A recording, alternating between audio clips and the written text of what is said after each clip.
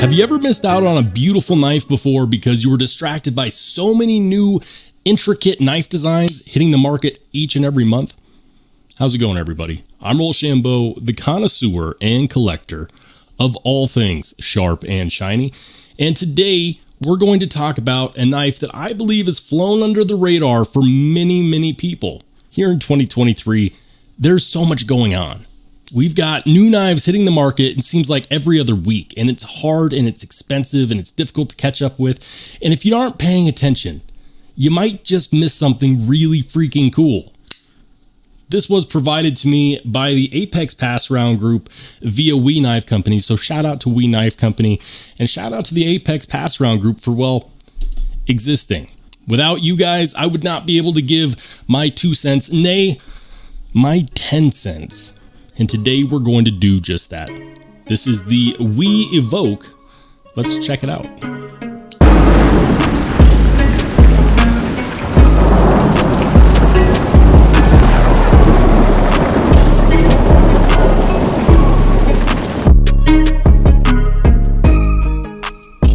So this is the WE Evoke, designed by Ray Laconico and manufactured by WE Knife Company. Guys, I'll be honest with you, you know what? Initially, this wasn't necessarily a knife that I thought I was ever going to review. This isn't something that would catch my eye immediately on the storefront. I tend to go for knives that stick out a bit more. You know, knives like the Beg Knives Osteo or the Civivi Hypersonic, to give you an idea. So when I had the opportunity to review this, I said, why not? Why not? Let's see if I would change my mind when I got it in hand. And I don't know if I've changed my mind or not. You'll have to find out at the end of the video. Here's how this is going to work. I'm going to talk about the specs. We'll talk about the QC. We'll talk about the good, the bad, and then I'll give you my final thoughts and let you decide, you know, what your opinion is, because that's the one that really matters. So let's talk first and foremost about the specs. When fully deployed, it's going to come in at 8 inches overall with a 3.5 inch blade made of CPM 20 CV. It's got titanium handle scales, titanium pocket clip, titanium back spacer, blue anodized thumb studs, although you can in fact front flip this. It does have a front flipper, which I'm okay with. I like having those two options. It's a frame lock, and all of the hardware is T8, which is awesome. I really like when they match all the hardware. There's no reason not to. It's not like they save any money. The hardware is the hardware. Just make it all the same size, please. Please. And then finally, it's going to come in at about 3.75 ounces, according to my scale, which I leave out of the frame because it's a hideous kitchen scale. Maybe one of these days I'll actually upgrade to a nice scale, but today is not that day, so just take my word for it. 3.75 is what I weighed it at. That's going to be nice for the people that like to get those ratios, that nice ounce and inch. And you'll find that it is a little bit handle heavy. A lot of that has to do with the slim nature of this blade. So the balance point is actually going to be right about there, which is a little bit behind the choke up point. There is, of course, no finger choil. There is a sharpening choil, but that's not really a choke up point. Let's talk about the QC. The QC is going to be all about, how does it lock out? Is it centered? Is there any rattle? Is there any detent lash? Is there any unknocked down, unfinished corners that shouldn't be there? Well, let's talk about it. So first and foremost, the lockout is solid. There's absolutely no issue with the lockout. When we check out the blade centering, we'll see that in typical WE fashion, it is perfectly centered. And then, of course, all of the edges are nicely knocked down. The QC is coming out really well. There's even on the anodized finish. The anodized finish looks great. This is what they call the blue cracked ice, which is essentially a nice royal blue or navy blue or some kind of blue that's been stonewashed.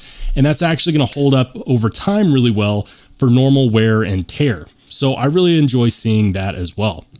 The price point on this guy is going to come in currently. They recently dropped the price to $193. And by the way, guys, if you decide that you want to pick one of these up, feel free to use my link in the description, and I'll also pin it in the comment section as well. It helps me when you use that. You don't have to. If you want to, go for it. Let's talk about the good. First and foremost, the materials are great. 20 CV, B blasted, nice QC, nice fit and finish, nice ano. We get, all of the goodies we like out of a premium knife at $193. I would say that that's a pretty dang good deal. The action on here is really smooth, which I actually come to expect from WE Knife Company these days because they've been doing it for so long. They are kind of one of the big Chinese-made contenders in the game. And so, when I see WE Knife Company and it doesn't have good action, I'm actually more shocked because I'm used to having knives with good action from WE Knife Company. Further to the point, get it? Further to the point. Okay, I'll move on. The knife is not thick at all behind the edge or behind the spine, which means that it's going to be, in fact, very, very slicey. I'm really enjoying this cracked blue ice finish. I really like when WE Knife Company offers this as a colorway option. I think it looks good. And also with that bit of stone washing on there, it's going to hold up relatively well over time. Also, it's got jimping on the spine of the blade, but it's not necessarily super deep. Regardless, it is there, and therefore I do appreciate it. I'm a big fan of the ergonomics on this knife because the ergonomics are very unassuming. This is going to be comfortable in pretty much everyone's hands. As you can see, I have large size glove hands. That's not to say that they're bigger than normal. Most guys actually do have large size hands. That's just the normal size for men, and it's going to fit really well in there. It does suggest where you put your finger, but it's not really a strong suggestion. It's more of a, oh, by the way. Now, if we were to go ahead and flip it up, reverse grip is good as well, and it feels really good to index in a saber grip. So that's also nice. All right, now let's talk about the bad. And guys, there's really only one thing on this knife that I would actually consider to be bad. And you might be wondering, what is it? The fit and finish is good, the materials are good, the price is reasonable for what you get, there's no hot spots. So what's the issue? Well, my issue is inching closer and closer to the camera. You see that pocket clip right there? That is a stock civivi tie pocket clip. The ones we buy for 25 bucks to put on our button lock elementums to make ourselves feel like it's a more premium knife. But in this case, this isn't a civivi. This is a WE knife. And guys, I get it. Ray Laconico is not necessarily known for putting his name on his pocket clip, like Chavez does. He doesn't really feature his pocket clips anywhere, so I get it. But that was really an opportunity for them to show a tiny bit of flair in an otherwise simplistic design, which if you were to take Ray Laconico's name off the blade, you could actually believe this was a in-house design. Now I get it. Ray Laconico, simplistic, everyday designs. They're meant to work well, and they're not meant to be super flashy. It's meant to be something you can carry and feel good about. I get that. But when you just use the stock civivi tie clip, it makes me feel like you aren't trying. And if I'm spending hundreds of dollars, I want to feel like the design was something that someone tried on. And that's something that I personally care about. Let me know if you care about that. But I'm just kind of disappointed that they missed out on that opportunity and they just took a shortcut there. Does the clip work well? Does it function well? Does it create a hotspot? I mean, the clip itself is not an issue as far as how well it functions or feels, but it is disappointing because we have Ray Laconico's name on the blade. And this was really an opportunity for them to say, hey, Ray, do something with the pocket clip, would you? Please? For us, pretty please? But they didn't. They just said, hey, you don't care about pocket clips. We don't care about pocket clips. Here's the civivi tie clip. You can 100% replace this with a $20 civivi tie clip. So for some of you, that would be a bonus. But for me, it's just kind of a flaw in the overall design, because when we buy a knife that's been branded by a designer, we want to see that designer in the knife. And with that clip, all we see is WE Knife Company. So with that being said, I absolutely do think that this is a good knife at a good price. I think that this should be recommended to people that don't care about design elements so much as they do just clean, simplistic, everyday user type functionality.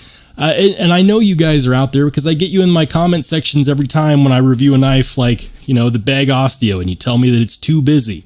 Or, you know, I check out something like the Civivi Hypersonic and you tell me, dude, that looks weird. So I know you guys are out there. Here's your time. This is your time. This is your knife. The simplistic design that's going to get the job done, that is unapologetic about that simplicity, but also is manufactured to a high quality standard. If this knife was made in the USA, I guarantee you, you'd probably be paying somewhere around the $400 to $500 range for this knife and this design. So let me know in the comment section down below. Do you have one of these? Have you seen these online? Are you intrigued? If not, why not? If you've watched this far, make sure to hit the subscribe button. I will catch you on the flip side.